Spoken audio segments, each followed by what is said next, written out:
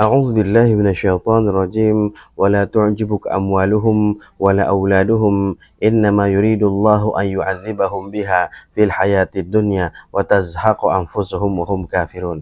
Allah Subhanahu wa taala menyampaikan kepada kita dalam surah At-Taubah ayat ke-55 agar kita tidak takjub kepada orang-orang yang terkadang Allah Subhanahu wa taala memberikan mereka karunia-karunia berupa harta yang banyak, berupa anak-anak. Namun ini adalah ujian dari Allah Subhanahu wa taala.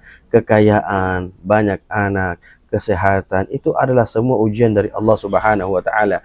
Dan tentunya kita jangan dengki atau jangan iri hati kepada orang-orang yang telah diberikan karunia oleh Allah Subhanahu wa taala. Namun kita tetap berusaha meminta kepada Allah Subhanahu wa taala, tetap berikhtiar agar Allah Subhanahu wa taala limpahkan karunia-Nya kepada kita juga.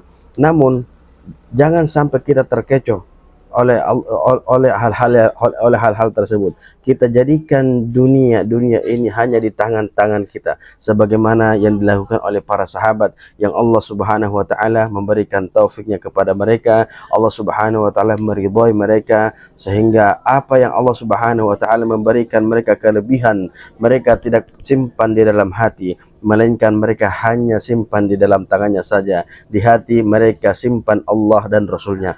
Oleh karenanya Rasulullah sallallahu alaihi wa ala alihi wasallam menyampaikan, ni'mal malus salih lirrajulis salih. Harta yang Allah titipkan kepada hamba yang saleh adalah sebaik-baiknya harta, karena harta yang di tangan orang-orang saleh adalah harta yang mana dapat dilakukan, dapat disalurkan kepada hal-hal yang saleh. Namun apabila harta dititipkan kepada hamba-hambanya Allah Subhanahu wa taala yang mana mereka kufur, yang mana mereka tidak tahu bagaimana menyampaikan menggunakan harta-harta yang dititipkan oleh Allah Subhanahu wa taala, maka Allah Subhanahu wa taala menyampaikan wala tu'jibuka amwaluhum wala auladuhum innama yuridullahu an yu'adzibahum. Jangan sampai harta yang Allah Subhanahu wa taala titipkan kepada kita adalah azab karena kita senantiasa setiap hari memikirkannya. Jadi harta ini kita pikirkan, dan harta ini tidak akan dibawa mati. Harta ini setiap hari kita pikirkan bagaimana harta ini setiap hari berkembang, bagaimana harta ini setiap hari seperti begitu.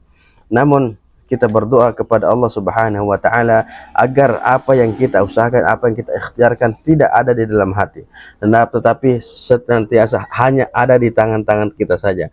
Di hati kita tempatkan Allah dan tempatkan Rasulnya, tempatkan keimanan kita, tempatkan ketakwaan kita. Oleh karenanya Rasulullah sallallahu alaihi wa ala alihi wasallam bersabda, Inna Allah la yanzuru ila ajsadikum wala ila suwarikum walakinna Allah yanzuru ila qulubikum.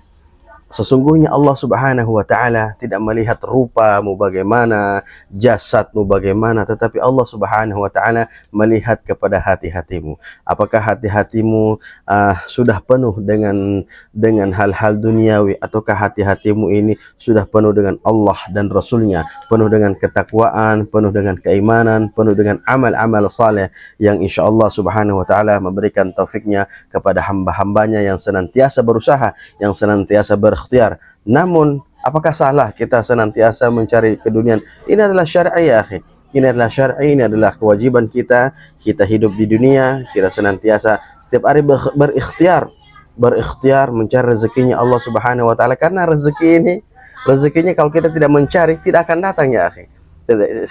Oleh karena itu Allah Subhanahu wa taala memberikan peluang-peluang, ya, memberikan bagaimana rezeki kita jemput, namun kita tidak simpan di dalam hati. Oke? Wassallallahu ala sayyidina Muhammadin wa ala alihi wa sahbihi wasallam. Assalamualaikum warahmatullahi wabarakatuh.